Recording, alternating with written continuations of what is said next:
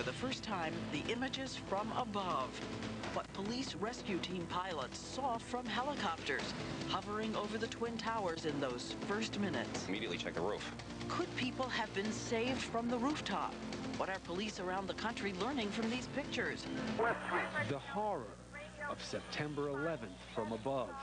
Video shot from a police rescue helicopter, given exclusively by the NYPD to primetime. If you could plan, the absolute worst case scenario high-rise mission, you had it on 9/11. There were numerous secondary explosions taking place in that building.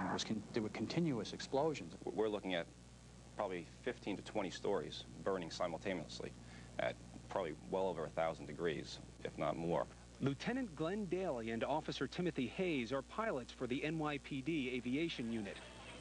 Just minutes after the blast, Hayes is in the first helicopter over the scene. Immediately, the high-rise rescue plan was going into effect. The smoke had covered 90% of the entire roof, so I couldn't even see the roof to make an evaluation of where we could go. But Hayes hopes he can find a way, some way, to manage a daring rescue. From the ground, it seems an aerial rescue could work. After all, our memories are etched with scenes of heroism in the air, rescue helicopters swooping in, effortlessly it seemed, saving lives. A rooftop evacuation from a fire consuming the MGM Grand Hotel in Las Vegas. A worker trapped atop a crane in Atlanta, plucked from the sky. And in Los Angeles, as an office building was in flames, 8 people with nowhere else to go were flown to safety. Chief Paul Shakestad of the LA Fire Department's aviation unit was there. Our helicopters put teams on the roof that can go in through the top, the uninvolved portion of the building, and do search and rescue or some limited firefighting. Shakestad's unit took primetime along for a training run.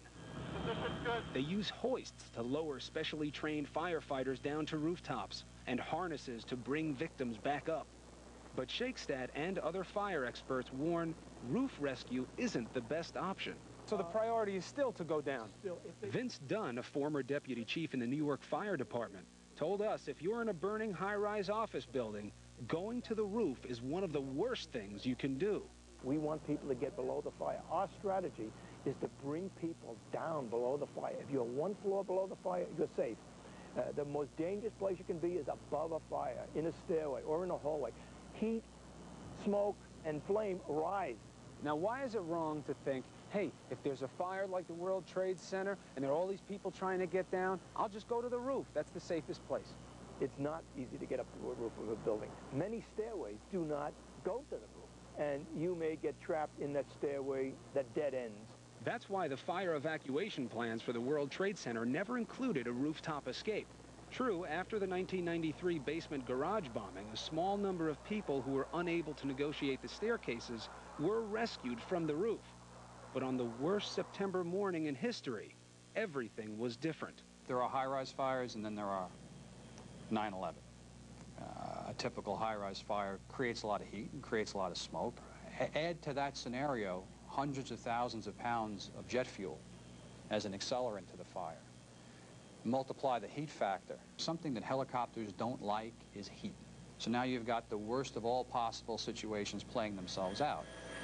One of the first calls I got was from people on the ground calling us to immediately check the roof. I said there was a corner from where the wind was blowing from that was partially open, but it was still covered in smoke, and there was numerous obstructions. I said, Pat, this is impossible. This is undoable. I can't see the roof.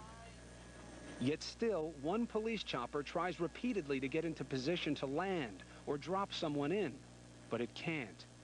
To give you an idea of what it was like to fly above the World Trade Center, they were at 1,700 feet.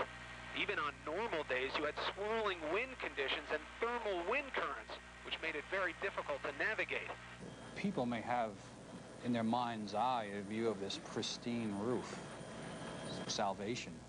Those roofs were totally compromised and choked with thick, acrid black smoke, intense heat coming up from the fire. Hayes and his crews circle the towers, desperate for an opportunity, unaware they're in grave danger just being in the air. I caught out of my eye an airplane, and I turned to Pat, my pilot, and I said, Pat, Jesus Christ, I said, there's a second plane crashing. And then as I turned back to the left again, I realized how close it was coming to us. I started to yell at Pat to climb, because I felt it was going to impact our aircraft. So we climbed, he went underneath us, and next thing I knew, I watched it impact the South Tower. But Hayes says the most wrenching feeling for him is knowing people are trapped, people he can't reach.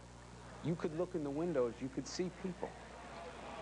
Yeah, yeah. I'm trying to remember that, but yeah, you can see people, yes. And that's got to make it more difficult when you have to decide not to go in. Yeah. Thinking as a cop, you know, maybe I would have ran into that burning building knowing that I'm never going to come out. But as an aviator, you're responsible now for 6 people on board that aircraft. I can't make the decision for 6 other lives and 6 other families. Because if there's any way you could have, when you were looking at those people, you would have done it. Is that true? We would have tried. But if me trying to help people is going to kill more people on board my helicopter, if that helicopter, God forbid, falls to the ground, you have to say, we have to weigh the options and say, you know what, this isn't going to work. We're going to cause more problems than good right now. Was there ever a moment that either of you or anyone else that you know of questioned whether or not the right call was made to land on that roof? Never. Never. When you were flying around the World Trade Center that morning, did you ever see people on the roof? No, never. We looked. The South Tower was totally obscured. We couldn't see the roof at all. The North Tower, there was nobody on the roof. And why didn't anyone make it to that roof? The only staircase leading there may have been destroyed, filled with smoke or fire. Maybe they couldn't open the door that led to the roof, a door that was usually locked to protect vital communications equipment. But there were people working in close proximity who had keys.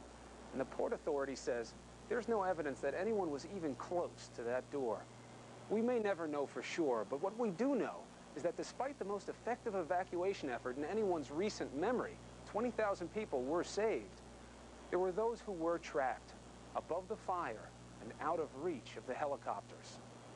As a human being, what's the impact on you when you first noticed exactly how devastating it was?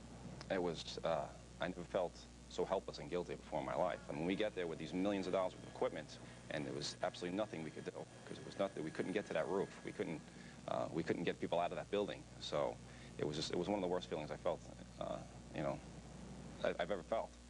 It's gone! The whole tower! And then, the final shot for the pilots. Another one's gonna go!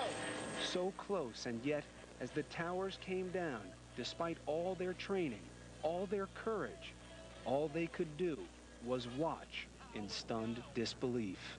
We're about to hold off towers now.